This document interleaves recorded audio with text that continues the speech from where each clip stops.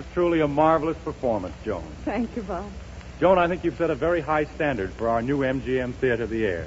If we can keep it going as well as you've started it, we'll be doing a swell job. You kidding? No, I really mean it. And I think that right now you ought to make a curtain speech, just to give the official touch to our theater opening. Well, Bob, you know, working in pictures, our little practice we get in making curtain speeches. But I would like to say that I'm extremely proud that I was chosen to inaugurate your MGM Theater of the Air. Thank you, Joan. And you'll stick around for the rest of the program and say hello to some of the other people, won't you? I wouldn't miss it, Bob.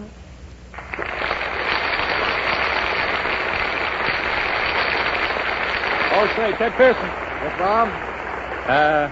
Isn't it about time for that friendly custom of ours on these Thursday nights? The moment of relaxation over a steaming cup of Maxwell House coffee? It sure is, Bob. But first, didn't I overhear something about you suddenly becoming a coffee connoisseur? Oh, that. Well, I was just telling about an incident that happened a couple of days ago.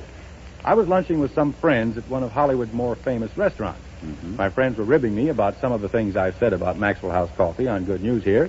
They bet me I couldn't tell the difference between coffee by taste. Yes? Well, Ted, when the waiter brought the coffee, the boys started saying how good it was.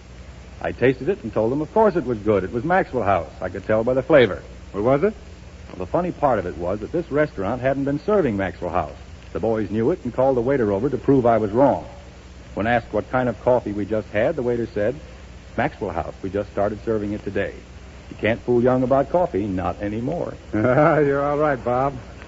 Now, friends, you're all invited, everybody, both here and at home, to join us in a cup of this coffee that's good to the last drop. Meredith, how about pouring out a little of that music for us?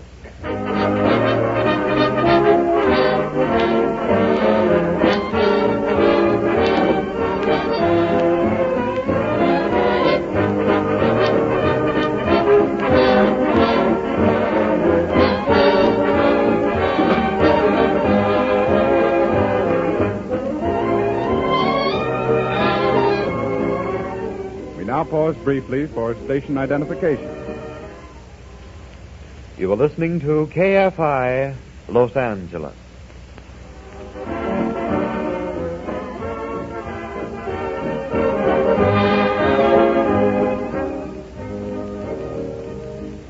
This is Bob Young continuing with the good news of 1938. Excuse me, Bob. How do I look? You look all right. Oh, wait a minute. You combed your hair. Combed it. I had it cut. Oh, so that's where you were over the weekend, in a barber shop. Weekend? Did the whole thing Saturday afternoon. 2 men. Oh. How does it look in the back? Well, I think Miss Crawford will like it. You've never met Joan, have you, Meredith? No. I was wondering if Frank Morgan would introduce me to her. He knows her so well. Ah, he's full of wet hay. He doesn't know Joan Crawford. Why, he's the biggest bluffer, braggart, blowhard that ever lived. You calling me, Bob? Here's Frank now. I'm going to run out and run a comb through my hair again. I'll see you later. Well, what's going on here, Bob? Why is Meredith all spruced up today? He's got a reason. Say, Frank, will you tell me something confidentially? Anything at all, Filio. Filio. Do you really know Joan Crawford as well as you say? Do I? Well, how well did I say I knew her? Well, you said you'd been a good friend of hers for years. Well, I must have been crazy. I mean, I know Joan very well. To you, she's a glamorous, unattainable creature, a star of the cinema.